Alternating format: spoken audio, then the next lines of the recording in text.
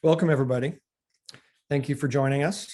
My name is Peter Nesbitt, and I'm the director of the Mitchell Gallery at St. John's College here in Annapolis.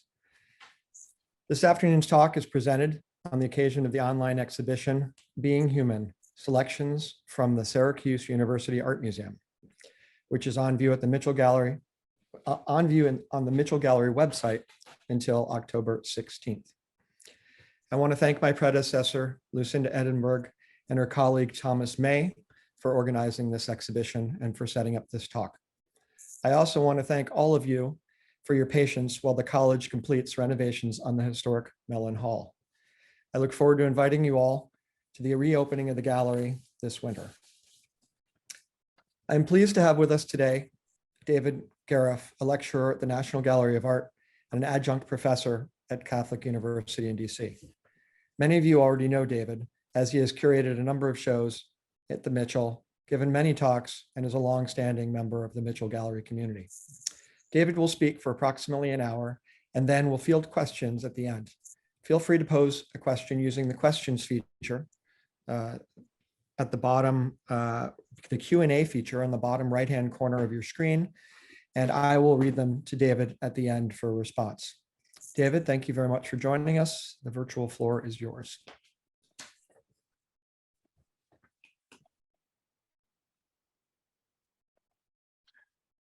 Well, thank you, Peter, very much, and welcome to everybody. It's a pleasure to be speaking to you again on behalf of the Mitchell Gallery, even though we're doing it in a virtual format, in conjunction with the exhibition that Peter just mentioned that will be opening at the Mitchell. I was asked to speak a little bit about portraiture, and so I chose to discuss 10 women photographers that span essentially the period from 1920 to 2020, and to emphasize their portraiture work. They do take other types of photographs, but I thought I would stress portraiture. In the time that we have, I can only give you a kind of brief introduction to each of the photographers. I'm sure in some cases, the photographers will be well known to you, and maybe in other cases, they might be somewhat new to you.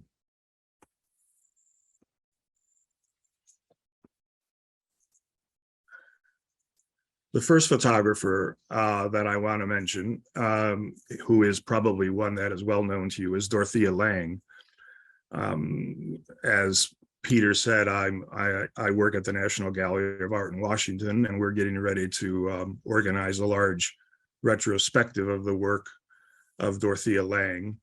So here's a photograph of Dorothea Lang on the left from 1964, and on the right, an earlier photograph from 1936. Her work, of course, is varied, and she takes on a lot of subjects, but I'm concentrating on the work that she produced mainly in the period of the 30s, when she became part of a group of American photographers who were enlisted by the Farm Security Administration. There were actually 10 photographers who were chosen to go out and to document in America the effects of the Great Depression and, of course, the Great Poverty.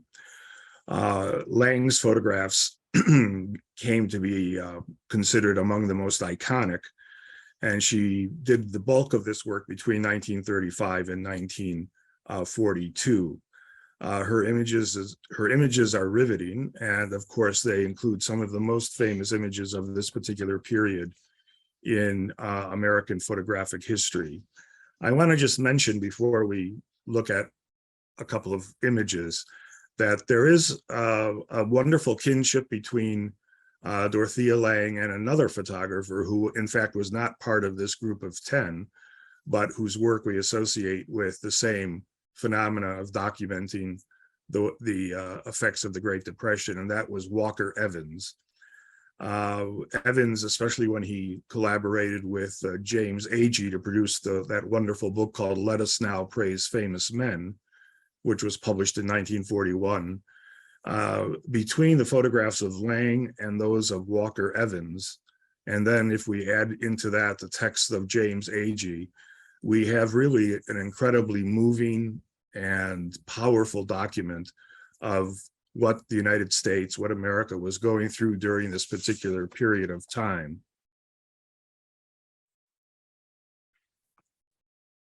Here's a photograph by Lang on the left called The White Angel Breadline, San Francisco, California. That's the title, White Angel Breadline, San Francisco, California, from 1933. This was taken a few blocks from where Lang was living at this time. She was living, in fact, up in Berkeley, California, and she used to go out on a morning walk and take her camera. And one day she saw this group of people lining up for food donations, and this one particular gentleman who was turning away from the rest of the crowd. It's this emerging figure with the, even in the way that the photograph is developed, the lighter hat, the hands, and the cup that sort of call attention to his particular plight. On the right is a photograph called Texas Tenant Farmer in Marysville, California. And this is a photograph a little bit earlier from about 1935. For many of these photographs, Lang wrote a little bit of a synopsis of who the people were and what the incident was that she was recording. And in the case of the family on the right, they were migrant camp workers who were in California to pick peaches in 1927. And then they were there to pick cotton as well.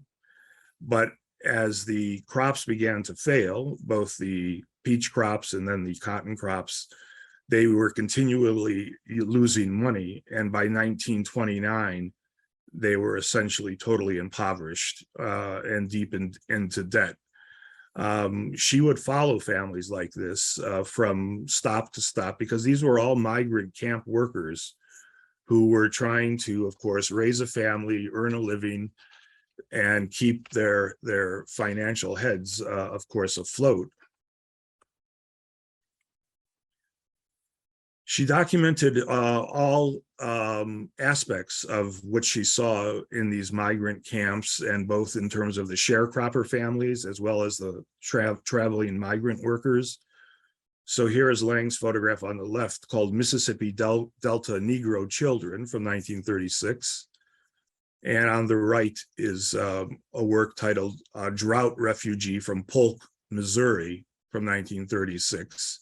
This gentleman on the right was awaiting the opening of the orange picking season in Porterville, California. So again, these were migrant workers who traveled wherever they could to find employment, no matter how much or how little employment there was. If you, of course, know the great film, The Grapes of Wrath, that tells the story written by John Steinbeck, that film so beautifully encapsulates, it stars, of course, Henry Fonda, Jane Darwell, but it so beautifully encapsulates the nature of a migrant life, where these workers were at the whims of landlords and people who might overcharge them for a campsite or for food, or might promise them work and then renege on their promises. So it was an incredibly difficult and traumatic kind of experience, especially with young children. Now, one of the things I thought I would do, rather than showing you 10 or 11 photographs, is to emphasize and to sort of track the production of one of Dorothea Lang's most famous photographs, and how, in fact, it was created by her. And by that, I mean, to a certain extent, she orchestrated it. We're thinking of Dorothea Lang and Walker Evans and all of these great photographers of the Dust Bowl and of the Depression. We often think of them as social photographers. And sometimes that leads us to believe that they're just taking a photo, literally, of what they see, the way they see it. And they're not making any effort to intervene, shall we say, to choreograph or to set up the image that they want, because that runs counter to the sort of truth of the photograph as a social document. But that's not the case with Lang in this particular example. Here she is. She was The photograph we're going to be talking about is probably the most famous photograph of the Great Depression that was ever taken. It came about at the end of a long day when Dorothea Lang had been photographing almost nonstop all day. The sun was going down. This was in California. She had been photographing migrant workers. She decided to call it quits. She got in her car and she started to drive away. And the sun was low. It was getting kind of cool. And as she was driving down, it was Route 101, she saw a sign on the side of the road that said migrant camp. And then it said that it was a pea pickers camp. It was a migrant camp, and these were migrants who were picking peas. She drove past the sign. And then after a mile or so, she changed her mind and she drove back and decided to go investigate that camp and what was going on inside it. What was the situation? So she turned around and went back. When she first arrived, she saw this scene that you see here with this family in a kind of a lean-to tent. So the first photograph she took was the one on the left, and the woman's name that's being photographed was Florence Owens Thompson, and she had her children, and this was the pea pickers camp in Nipomo, California. So that was the first photograph she took on the left. Then she came around to the front of the tent and shot the second photograph, and that's the one that you see on the right. This woman had 7 children. They were all hungry. They had arrived at this camp, and then they learned that there had been a cold snap that had killed the peas. So there were essentially no peas to pick because of the frost. And when Lang saw this family, this woman with her 7 children, she was greatly touched by what she saw. So she took these 2 initial photographs, and then she came in closer to talk to the woman and to talk to the children. And this was something she very often did. She tried to get to know the people. Who were they? Where were they coming from? And she found out from the woman that her husband had just left in the car that they had a car, but it needed to be repaired. And he had taken the car to a repair shop. And so he had left his wife with the teenage daughter and 3 young children in this lean-to. So she came in closer and took the 2 photographs that you're seeing now. And she was quite deliberate in beginning to move articles and ask the woman to turn a certain way, either to include the children, as you see on the right, or exclude the children, depending on how she felt the photograph would work most effectively. Here she changed again on the far left. This was the 5th photograph, actually, in the sequence. And she still had the children in the frame, and one was sort of looking out and resting on his mother's shoulder. But of course, the most iconic photograph, the one that she ended up printing and the one that became most famous, was the final one on the right, where she turned both children away from their mother and hid their faces, and then sort of zoomed in on the migrant mother herself and on her predicament. So this photograph is one of the greatest photographs of the Great Depression. Dorothea Lang is forever associated with this particular image. And the fact of the matter is that, unlike what many people think about documentary photography, social photography, where one thinks the photographer is just taking things as he or she sees them, in this particular case, that was certainly not the situation. And Dorothea Lang choreographed what ended up becoming one of the most famous images in the history of early American photography in the 20th century. Now, another photographer who may or may not be familiar to you is the Italian photographer Tina Modotti, M-O-D-O-T-T-I, Tina Modotti.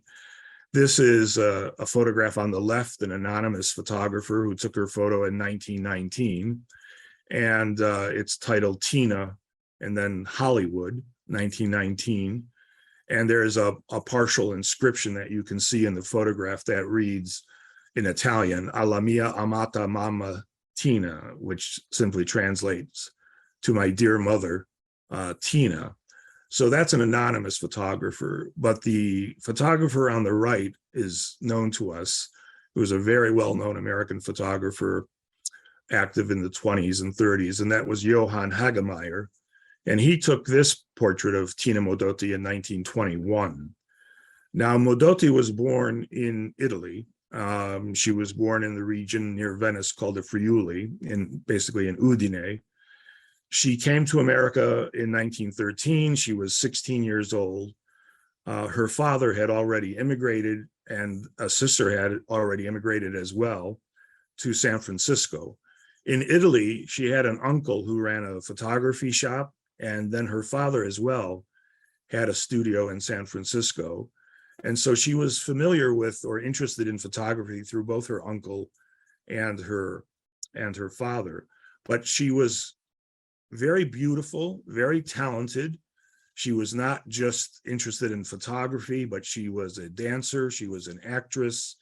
She had many, many gifts. And as soon as she arrived in California, first San Francisco and then later into Los Angeles, she was very much coveted for the film industry. And she did, in fact, make a number of silent films.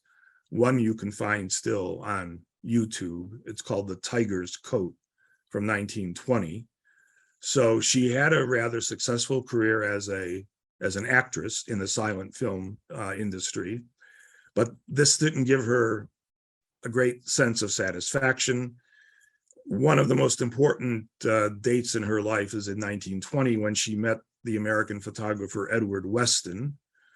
They seem to have had a love affair, although at that time, Tina Modotti was friends with another gentleman who was in fact a friend of Weston's, and they had planned to be married, but in fact her fiance ended up becoming gravely ill after a trip to Mexico, and he died. But Modotti and Weston went to Mexico to first. Tina Modotti wanted to go to try to take care of her fiance, but by the time she actually arrived, he had already expired. But she stayed in Mexico City with Weston, and they became two of the most important photographers, American photographers, well, Italian American in one case, taking photographs in and around Mexico City. She became, through Weston, she became friends with almost all of the important Bohemian community members in Mexico City at this time, which would have included certainly Leon Trotsky, Frida Kahlo, and of course, Diego Rivera. They were all in Mexico City at this time. And here you see a photograph on the left and then a closer view on the right of Modotti photographed with Frida Kahlo. This photograph is from 1928. So among her closest friends then was the painter Frida Kahlo. She now became more and more interested in photography, but she also became very interested in revolutionary politics. And you can imagine that as the influence of both Frida Kahlo and Diego Rivera, and also, of course, of Trotsky. So her photographs began to take on a social, political point of view. These are two of Modotti's most famous photographs. On the left is Woman from Teotihuacan from 1929. And then on the left is a photograph titled Peasant Reading El Machete, newspaper of the Communist Party from 1927. El Machete was the formal newspaper of the Communist Party in Mexico. And what you see Modotti becoming fascinated with are these various Mexican women who have and come from different cities, who have their own history and culture and costume, and food. And they were known, generally speaking, by the Mexican term of Tehuanas. They were Tehuanas. And so she looked and sought after these women to photograph them. And one of her most famous photographs is this one on the left, this iconic black and white photograph in which a woman dominates the picture frame. She's standing with an arm raised. She holds this gigantic gourd on her head. She gazes off to the right somewhere out of the picture plane. There are these different geometric patterns versus in her dress versus the more organic shapes in this gourd. Much of this imagery and much of this empathy that Modotti had for these women was also being fueled or encouraged by her relationship with Frida Kahlo. Frida Kahlo dressed very often in the traditional Tehuana dress of these Mexican women from these various villages. The worker on the right, that photograph is again one of her most famous shots, and it was an integral part of her work in which she was subtly making a social or political statement about the importance of the peasants who now were learning to read, and that with their ability to read newspapers, journals, to attend lectures, that the rising tide of political power was going to be reinforced by a more literate Mexican peasant community. Most of these individuals, as this gentleman, they had already joined the Communist Party. And again, you have to remember that at this point in time, communism and the Communist Party, both in the United States and elsewhere, was seen as the only political force that was fighting fascism as it was rising both in Germany and also in Italy, which Modotti knew, of course, quite well. Now here is a photograph in the upper left by Modotti. That's the entire photograph. But what that is a photograph of is the painting in the center, and she clearly cropped the painting. When she photographed the painting, she only photographed the top half of that photograph because she was emphasizing the collective nature of all of those hands.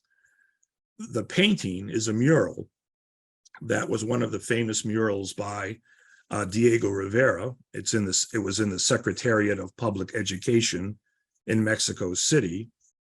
And the title of the mural was The Protest, and it came from a cycle called Political Vision of the Mexican People. So Modotti was very influenced by the politics of both Frida Kahlo and Rivera. And in fact, Frida Kahlo essentially met Diego Rivera through Modotti. She introduced Frida Kahlo to Rivera, and they, of course, ultimately married.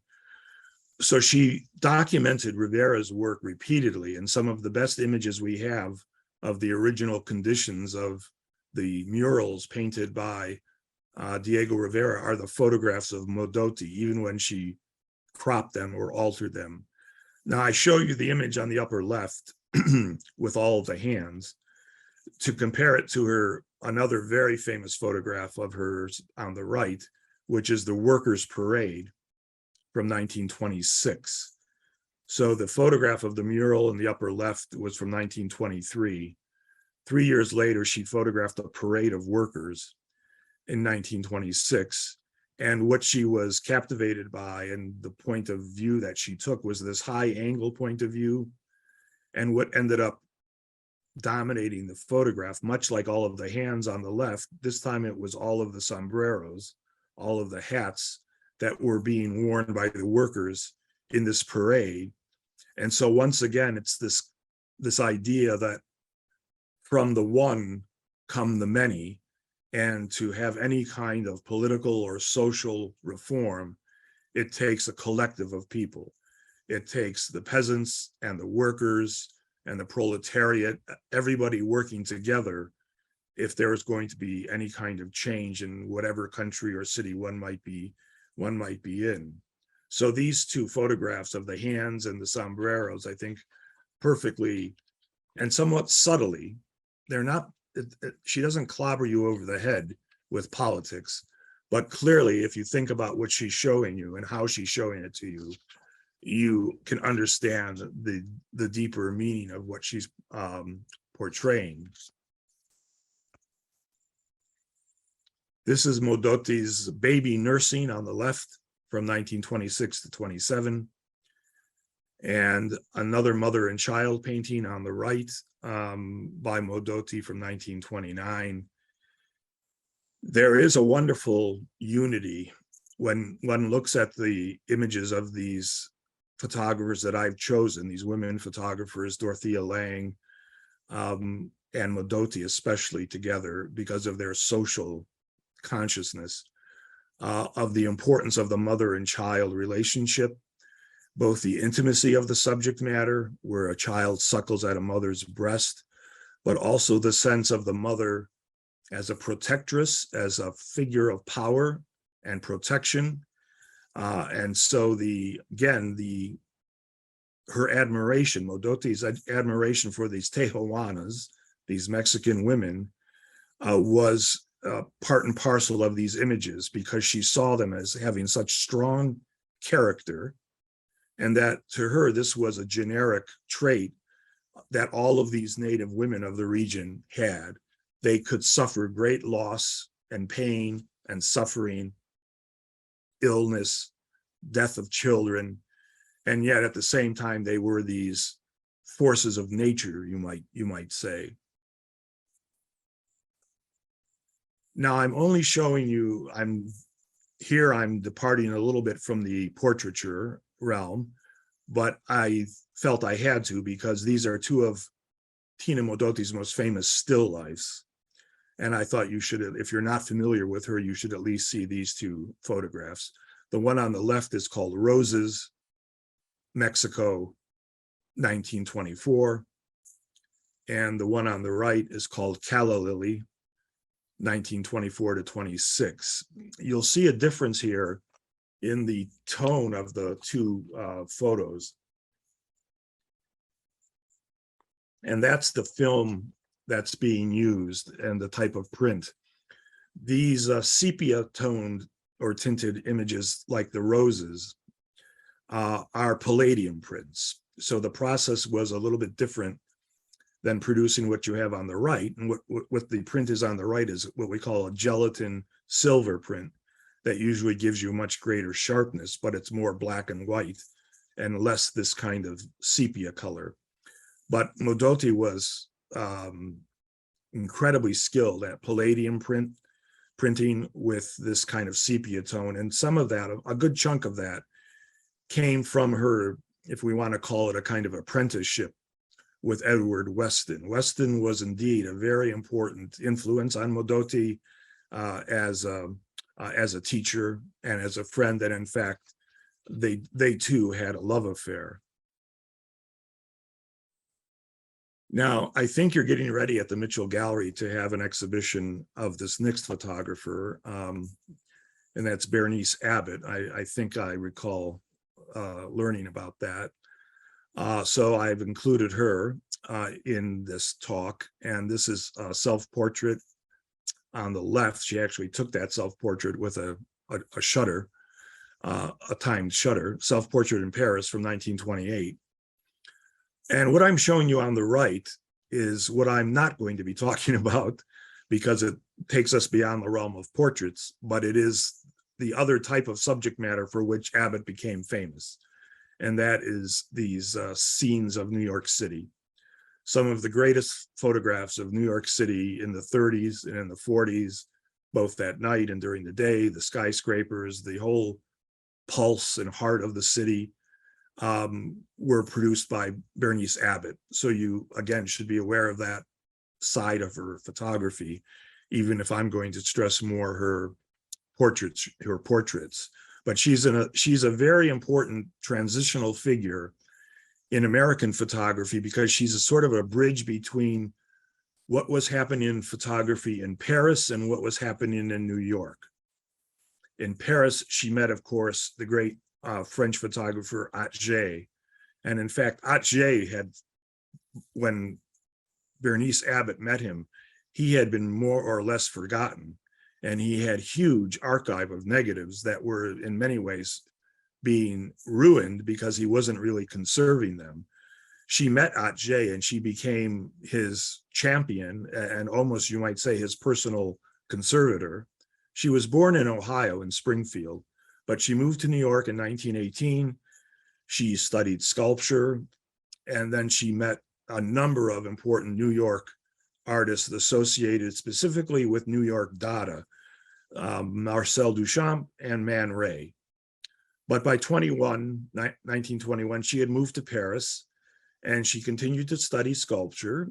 She went then to Berlin, then she came back to Paris, and by that time, Man Ray was back in Paris, and she became Man Ray's studio assistant, and she photographed through Man Ray, who knew almost every important writer, composer, poet, novelist in Paris at the time.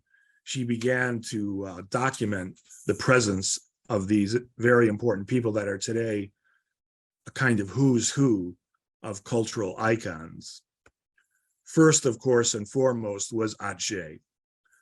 These are two photographs that Bernice Abbott took of Eugène Atget from 1927.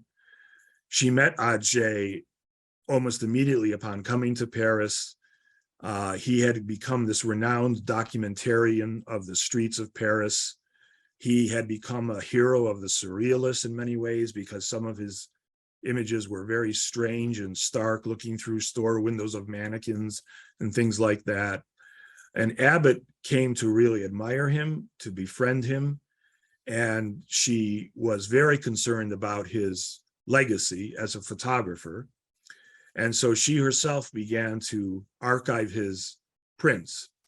And she purchased, in fact, Atget's archive, which consisted of about 5,000 photographs and 1,000 negatives.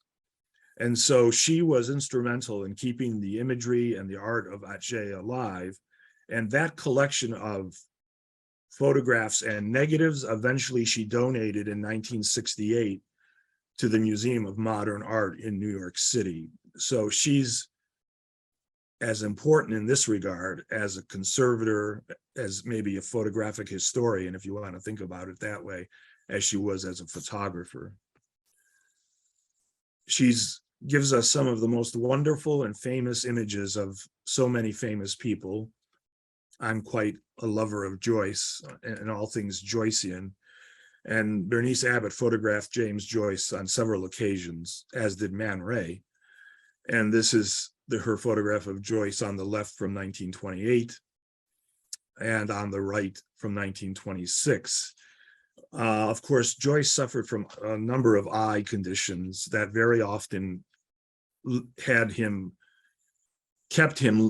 from looking into a camera that would have a flash. One of the most famous photographs by Man Ray shows James Joyce kind of looking down, and you think that that was the pose, but in fact that had happened accidentally because of the brightness of the flash that had irritated Joyce's eyes. So very often he's looking away from the camera or he's looking down.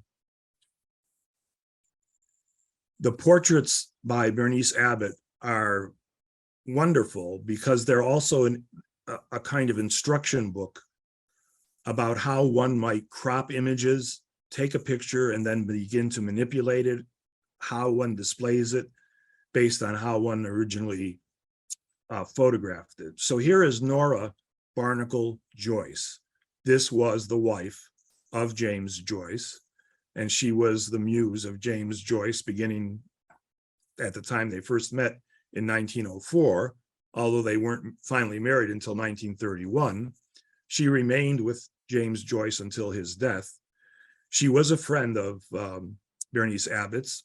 And so I'm showing you here these two different cropped versions. The photograph on the left is the uncropped portrait that Bernice Abbott first took, but then she looked at it and decided to crop it, and that's what you see on the right, to make a more concentrated image, and especially that gaze that comes out strongly, and the position and the sort of potency of the hands.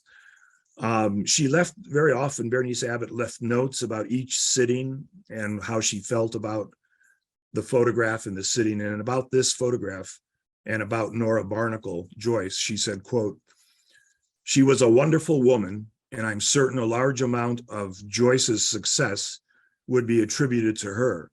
She must have been a marvelous wife. She didn't know much about his writing, and perhaps didn't care, but loved him as a person. The music in her beautiful voice must have constantly pleased him. His style was so dependent on the sound of words and sentences. The sitting was at my studio and separate from her husband." So this photograph she took at her studio. James Joyce was not invited to be there. And so it was just the intimacy of the two women in the production of the print. The woman who was Bernice Abbott's lover and colleague and partner for a long period of time is represented here in three different positions, and that was Juna Barnes. So this is the writer, the novelist. She was many things. She was an artist, an illustrator, a journalist. Perhaps her most famous novel is Nightwood, which became a classic of lesbian fiction, which was published in 1936. It's a very important part of modernist literature. But Abbott photographed her in three ways. The first photograph at the far left, and then she decided to crop that photograph so that, in fact, the more famous image is the one in the center. And those were from the same sitting, as you can see. She's wearing the same clothes, it's the same background. But then she later took a profile view of a profile photograph of Barnes, because she thought that Juna Barnes had a particularly beautiful profile. This was one of the most important relationships that Abbott had in Paris.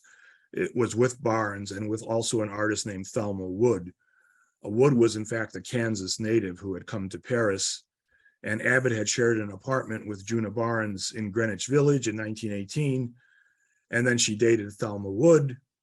And then Wood also became one of Barnes's eventual lovers. So it was a very complicated, what we might call very tangled relationships. But about this photograph, Abbott said, quote, "This was taken at Man Ray's studio. I did her with the light in back of her head because she had such a lovely profile. I never took two people the same way, and often took the same person different ways. This is why it was so hard, why I didn't take reaction to the sitters, working together with them and thinking what to do with them and how to see them. It all came spontaneously with each person." So she didn't take reactions so much, but she took these more spontaneous poses that came out of, in many ways, out of conversation. This is Abbott's photograph of Max Ernst on the left from 1925, and on the right is her portrait of Peggy Guggenheim from 1925. She was, again, intimate and close with both Ernst and with Peggy Guggenheim. Ernst had returned from the First World War in 1918. He had gone first to his native city of Cologne. He had actually gotten married at that time to a woman he had met in 1914. Through that marriage came his son, Jimmy Ernst, who would later become a very important surrealist painter. But he went on to marry a second time after that. And then in 1938, he met Peggy Guggenheim, and they were married as well. So Ernst and Guggenheim were married from 1942 to 1946.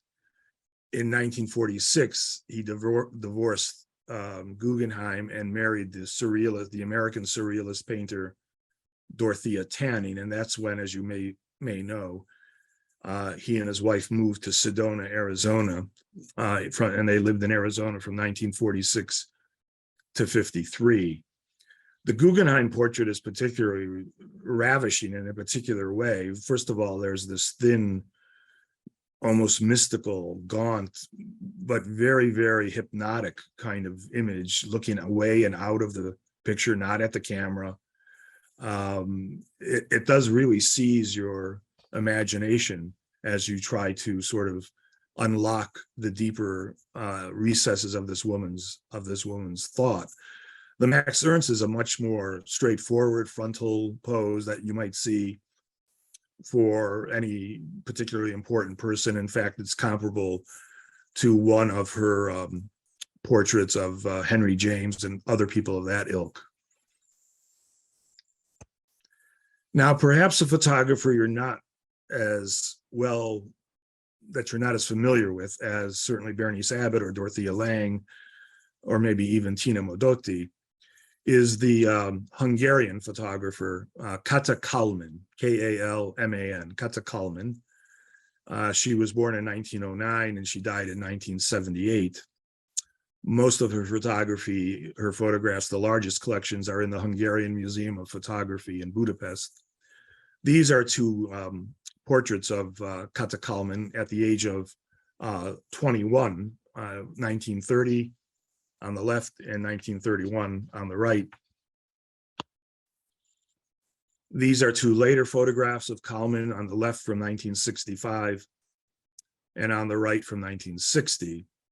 She's one of the most prominent figures of Hungarian social documentary photography. There was a rich tradition of social documentary in Hungarian photography. She's one of the most important contributors to witnessing and photographing the social and political scenes in her native country. She was an activist, a social documentarian. She favored photographs of workers, laborers, disadvantaged children, images of poverty. She documented the worker movement in Hungary, and her works tend to always emphasize the dignity and at times pathos, but the dignity of the working class and the pathos of their surroundings. She had met her husband in 1927, who himself became a very important photographer. His name was Yvonne Havasi, and they tended to work together starting in 1931. Her images very often seem to tell a story. They seem to have at times a prevailing feeling of poverty and despair, and especially during this in-between period between the First and the Second World War. Here is a photograph on the left that reminds us very much of Dorothea Lang, and this is Gypsy family before the Putri. That's that type of house that you see there. Gypsy family before the Putri from 1930. So she's very much in the same manner or ilk as Dorothea Lang, and has the same kind of critical eye, sensitive eye, finds in these families and in the children both the positive aspects of their dignity and of their ability to withstand hardship, but at the same time, her feeling of their very marginal existence, that it wouldn't take much for this family to perish. So that's the image on the left. Among her most iconic images is the one on the right. This is the name, we know the name of this young boy. His name was Lacey Varga. Lacey Varga, he was 4 years old. It was taken in Budapest, and it was taken in 1931. When Kalman took this photograph of the young boy, by the time she had printed this photograph, she took the photograph in 31, but she actually did not print it until 1937. And by 1937, this young boy had died of starvation. So here he was eating a crust of bread in 1931. By the time she printed the photograph, he had actually died from starvation. So her photograph, she collected 24 very famous portraits of rural Hungarians, this is one of them, into a kind of book of photographs that documented the plight and the poverty of so many of these Hungarian people who were, some were refugees, some were not refugees, but coming from various and sundry different backgrounds. And this is a photograph that is an incredibly poignant commentary on the short life of this young boy. This is another individual we know in terms of his identity. On the left, it's Erno Weiss. He was a 23-year-old factory worker in Budapest, and the photograph is from 1932. And on the right is Gypsy Boy from 1936. These are both, well, actually, the photograph on the left, we have a print of that at the National Gallery in Washington. The photograph on the right is from the Hungarian Museum of Photography in Budapest. Of course, we don't use the term gypsy anymore, but Roma or Sinti. And there were a number of Roma in Hungarian society. This was a factory worker, Erno Weiss. He had this riveting face. And if you'll notice, the way that Kalman tends to photograph a little bit differently in terms of portraiture than Bernice Abbott is to really zoom in on the face. And the face becomes the portal, especially the eyes. And the dark eyes of these incredibly beautiful, but very often impoverished Hungarians are these windows almost into their souls, these steady, hard gazes. And she casts a kind of almost ironic light on this kind of photograph, because very often these kinds of photographs were used as what we might call a carte de visite, which is to say that you would have your photograph taken and have it produced on a card, like something about the size of a postcard, that you would give out as your kind of business card. So she's playing with that idea, but of course here it's not at all a card about a businessman or any kind of wealthy member of the upper class. But here it is the honesty of these two Hungarian individuals, a young worker, who he is young, 23, and an even younger Roma boy on the right. Even when she creates some sort of a setting, as opposed to just an upfront, direct frontal view, she finds a way of framing the figure in such a way that it seems almost restricted, if not trapped.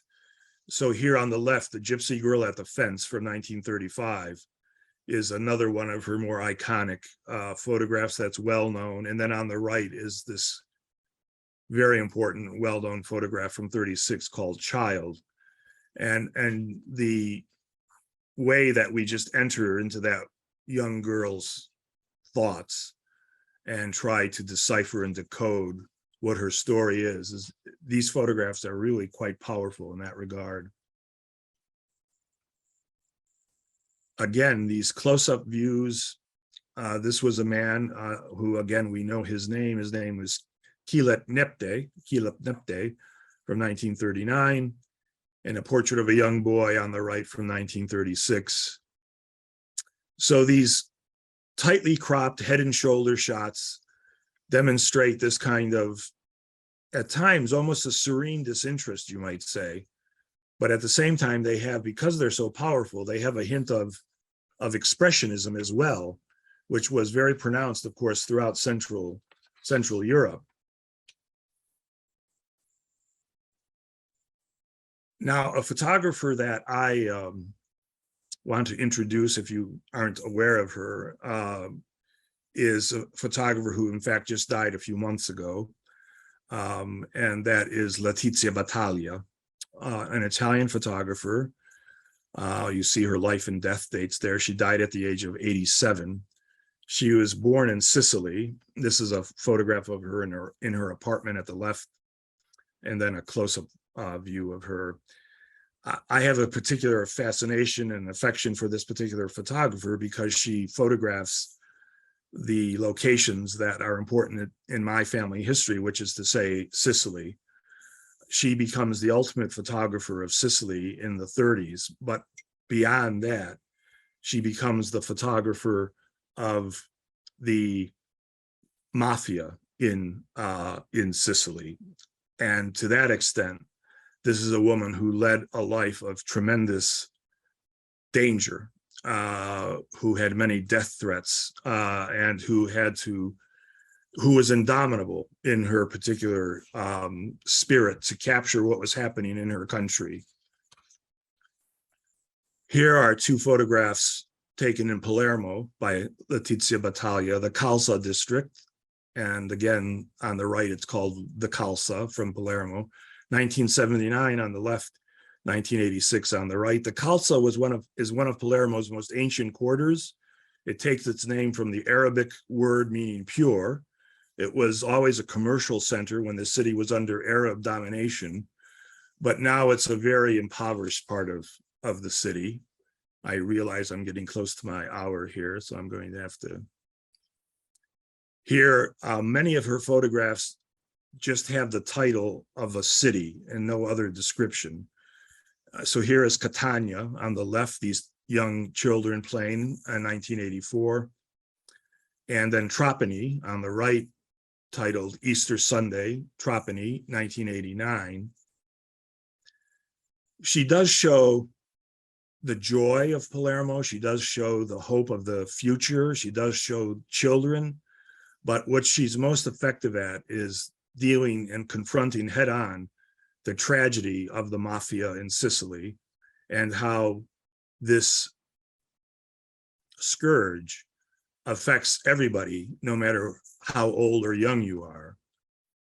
Here's a photograph cropped in two different ways. Her photographs were very often reproduced in magazines and newspapers, so they were often cropped according to the editor's wish.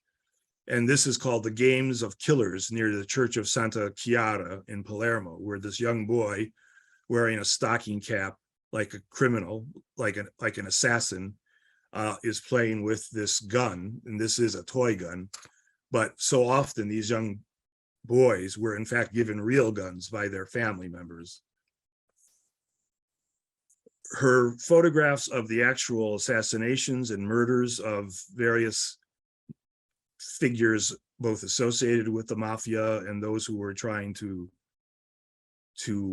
prosecute various mafia leaders, are her best known work. This is Palermo, 1976 on the left, where this woman has found the body of her husband who has been slain in this alley. She had, and Leticia Battalia says that she had tried to help him, but that by the time she got to him, it was too late. And then this photograph on the right that she titled To Christ, where you see this figure slain in the pool of blood with this tattoo of Christ on his back. But the most famous photograph, perhaps, of Leticia Battaglia is this photograph on the left and a detail on the right. It's a photograph of a woman named Rosaria Schifani, and it was taken at her husband's funeral in 1992 in Palermo. And this is the funeral for those police agents and bodyguards who had tried to protect the judge, Giovanni Falcone, and Falcone had been murdered by blowing up his car not far from the airport. And as the detonation was so strong that it not only killed Falcone and his wife, they were in the same car, but also almost all of the bodyguards who were in other cars, and that included this woman's husband. Leticia Battaglia was at this funeral, and she was very hesitant to take photographs. But at one moment, she saw this young woman who was 22 years old, who had lost her husband, sort of stand by the side with this pose that for Leticia Battaglia reminded her almost of the Madonna with closed eyelids. And then she snapped this photograph on the left. This woman, Rosario Schifani, was asked to speak at the funeral of her husband, which was a very courageous thing to do. And when she got up to speak, she said, quote, "There are mafiosi in here too, right in this church. Too much blood. There's no love here, no love at all. Two other well-known photographs by Leticia Battalia, a young girl with a football in Palermo. That's a soccer ball, of course, as we would call it, from 1980. And on the right, this image of a boy who is mourning his dead father at the entrance hall to his home. So everyone who could pass by could honor his father's death with a greeting. He sat near the corpse at the open door. As people would walk by, they would pay their respects. Leaving Sicily and going back to Mexico, we have the work of Graciela Iturbide, another and very important photographer. This is a self-portrait on the left, and then a portrait on the right from 2007. She has the eldest of 13 children, born in 1942 in Mexico City to a Mexican family. And she documents, not unlike Tina Modotti and Frida Kahlo, the plight and the lives of Mexicans, especially those in Mexico City. I'm going to have to move rather quickly here. This is Funeral of a Little Angel, Mexico, on the left from 2020. And this is called The Mourning, in the sense of grieving, on the right from 1975. She too became involved with particular groups of women from particular regions of Mexico that she found to be so courageous and sort of like forces of nature. Probably her most famous photograph is the one on the right, Our Lady of the Iguanas, from 1979, and on the left, Four Little Fishes from 1986. This is what I meant by the dignity of these people. She's photographing a Zapotec woman here, and Zapotec was a particular group of women from a particular location, and she shows the power and the dignity. And this woman carries on her head live iguanas that form this kind of bizarre crown. That instill even greater dignity. Angel Woman in the Sonora Desert on the left, and on the right, Chickens from Huachitán, Mexico, 1979, a woman who's bringing a chicken for an ancient kind of ritual sacrifice.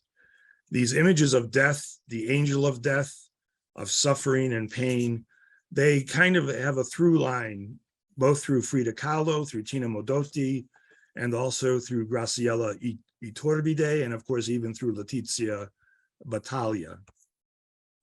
The events that lead up to, of course, the Day of the Dead and the celebrations of death.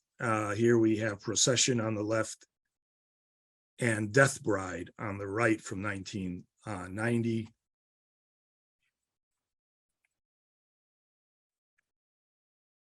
Eventually, the house that Frida Kahlo lived in became, under Diego Rivera's supervision, after 15 years after her death, it was transformed into a museum, the so-called Blue House.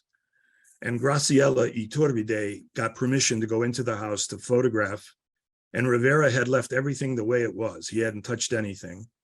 And one of the things was this bathtub that Frida Kahlo used to soak in, and those were her crutches, a portrait of Stalin. And that's a photograph that Iturbide made in Frida's bathroom in 2005. That house ended up holding over 300 different personal objects belonging to Frida Kahlo. And Iturbide, who had problems with her own feet and had operations, took this photograph of her own feet in Frida Kahlo's bathtub on the left. And then it was an echo of one of Frida Kahlo's most famous paintings on the right, called What the Water Gave Me, from 1938. So the photograph by Iturbide was from 2005, but the painting by Frida Kahlo that inspired the photograph was from 1938. I think I better try I'm sorry, but it's just it's too much material. But in the more recent vein are the works of the South African photographer Zanele Muholi, who's featured very prominently in our exhibition at the gallery on Afro-Atlantic histories. She is South African, and she creates a whole series of self-portraits. That's the way she looks without any makeup on the left.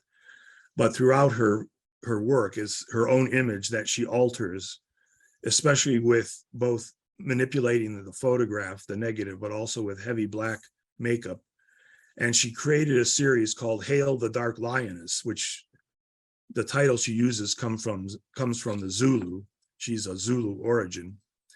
And so all of these images are her, but they're her representing herself in different, more universal ways, in the guises of women, African women, and women who are powerful and unflinching.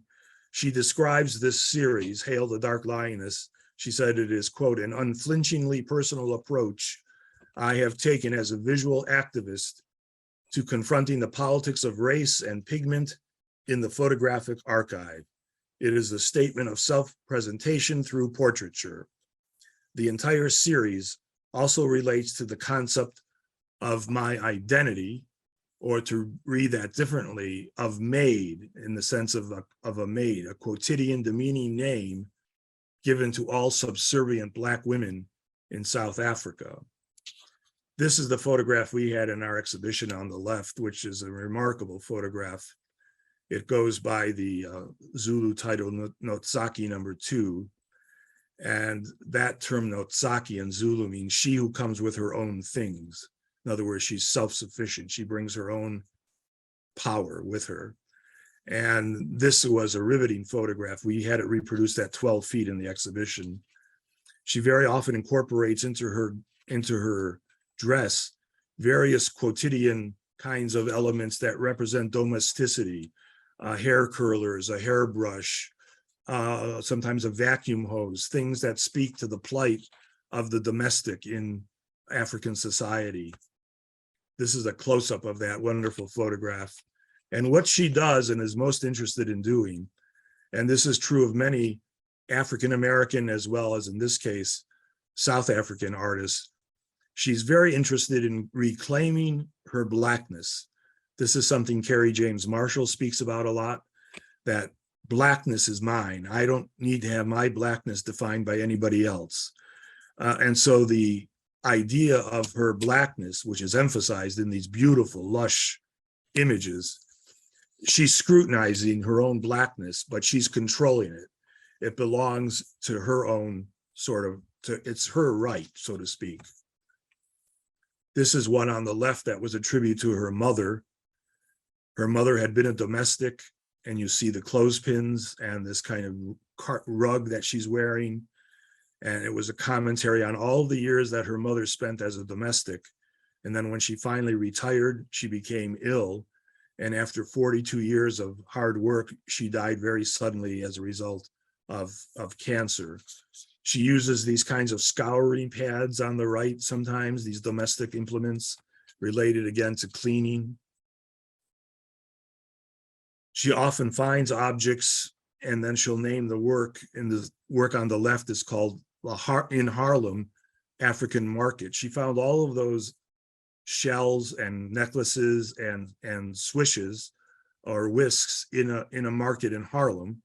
And then she turned it into this sort of dress. On the right, there are all these rubber gloves that she inflates or deflates that create a whole multi-layered sense of things, from the political to the erotic, quite frankly. This is Nona Faustine, who again is one of the most important young African-American photographers working today. And her most famous series, well, among her most famous series, is the White Shoe series, in which she shows herself wearing white shoes, almost always portrayed in the nude, but she's locating herself on a space that used to be a space of slave auction or trade in various American cities.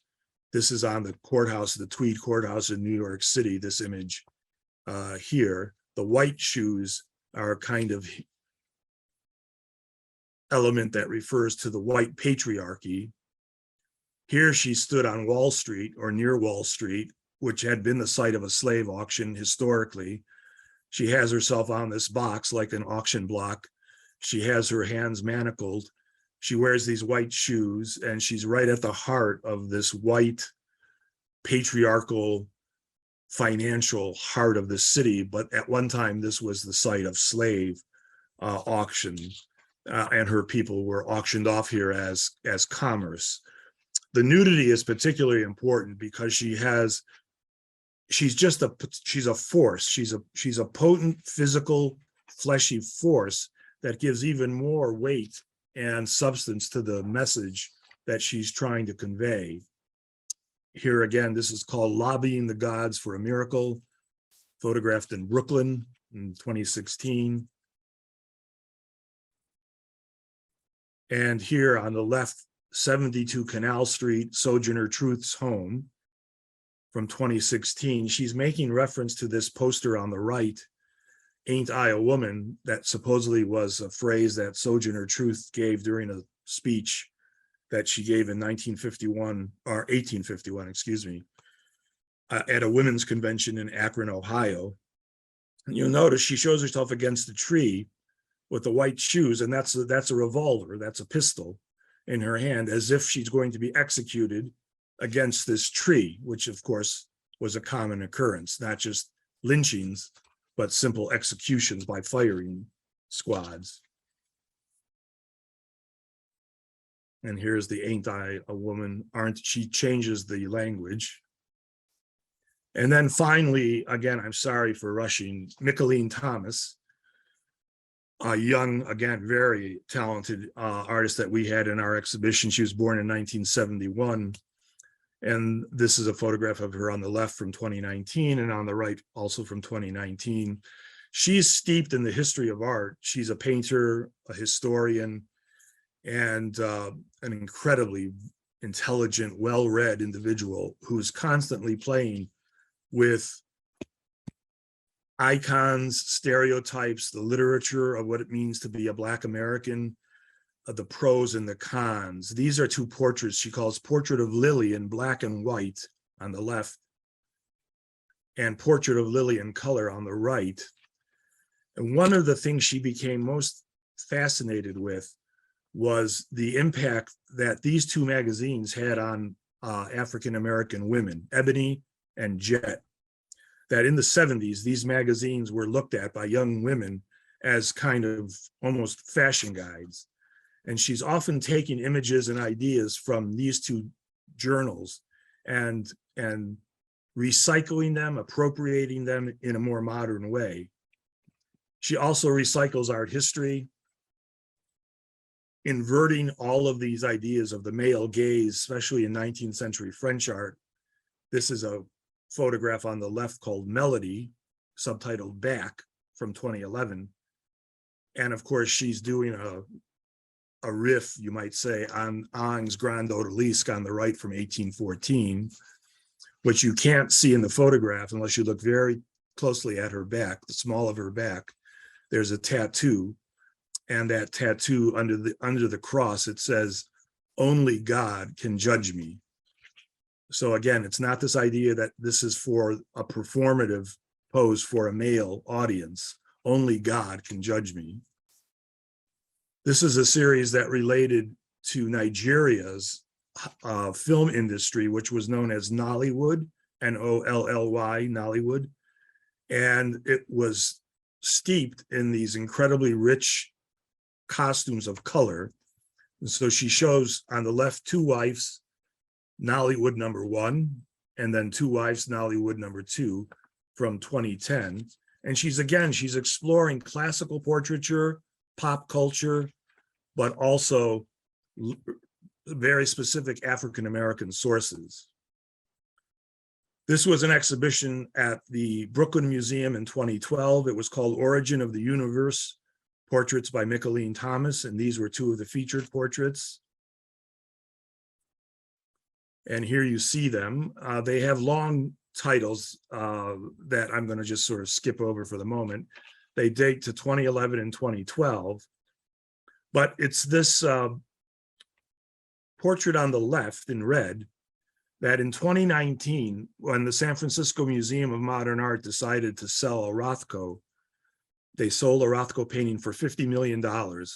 And the reason they sold it was to take that money and to diversify their collection. And with part of the money that they had from that sale, they purchased that painting on the left. So today that painting is in the San Francisco Museum of Modern Art, purchased with funds that came from the sale of the Rothko painting. And again, you can see this relationship to sources like ebony. And then the last figure is the Native American artist, Wendy Red Star. And here you see a photograph of Wendy Red Star on the right from 2016. And what that photograph on the left is a photograph of her grandmother. She's a visual artist. She works primarily in photography, mixed media. She was raised on the Crow Reservation in Montana. So she came from that reservation. And her work is informed, as you might expect, by both her cultural heritage and her engagement with different creative expressions. She's much like Nicolene Thomas. She's an avid researcher of her own history, of historical narratives, portrayals of Native Americans historically. She presents herself sometimes with humor, but she's reclaiming again her identity very often. She creates these dioramas. This is on the left, spring. This is a part of the Four Seasons. Spring from 2006.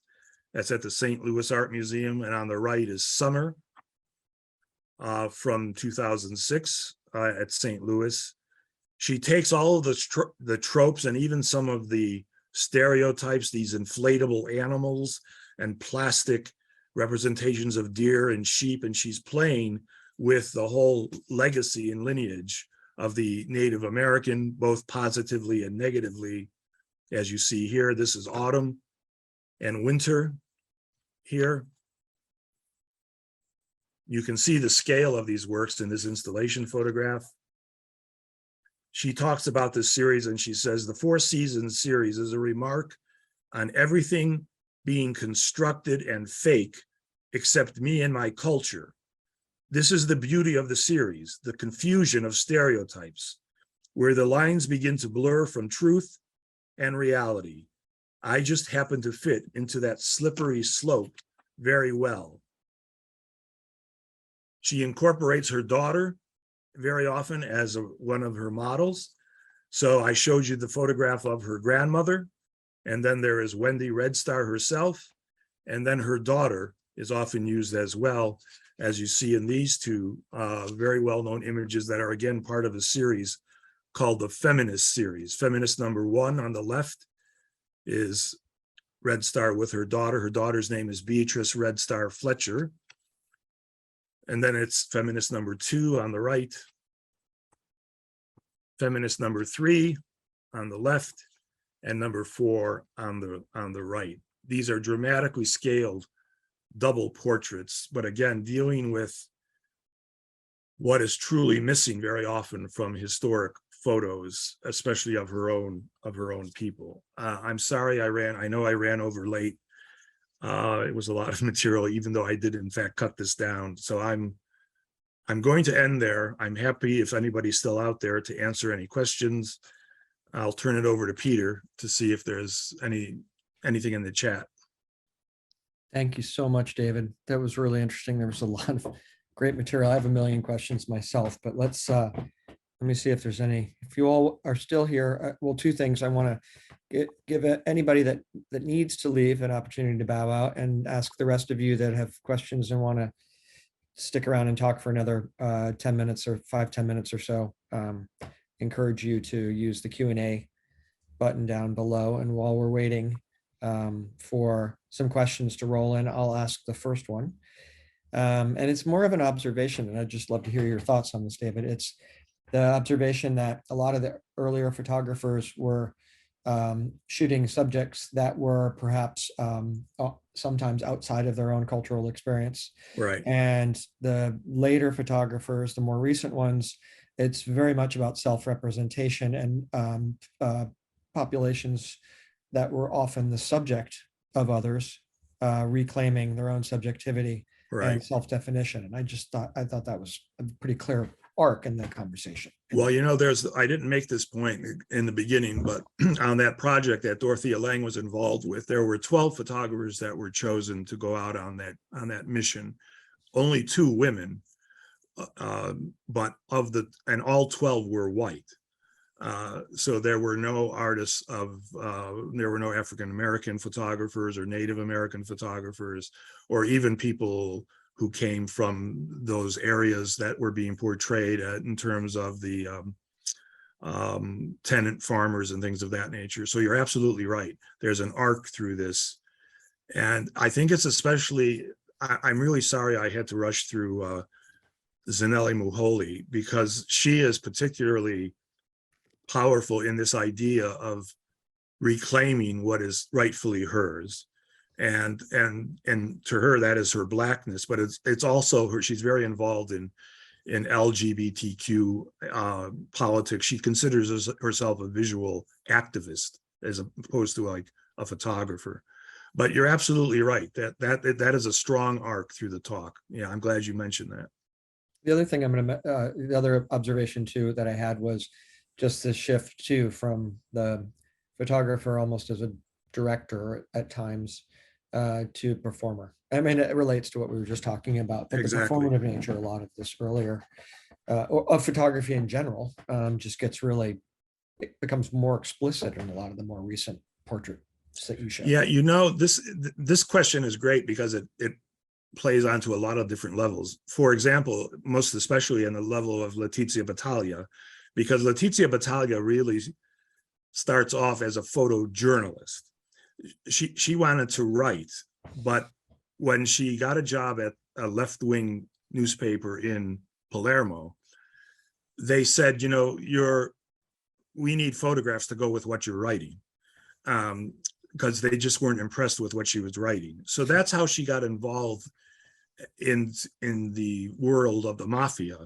And certainly those photographs are the least performative, because she's definitely right there capturing incredible suffering and pain. And she has certainly no time to set up anything or to even suggest that somebody take this pose or that pose. So that is another, and that relates again through the talk about what is the role of a photographer? If Dorothea Lang is choreographing that first image, is that really a social document? Or is it something that she's creating to put forward a particular point of view? I mean, these are very interesting threads that coalesce along the lines of photography, photojournalism, the performative nature of photography, the nature of portraiture, and all of that.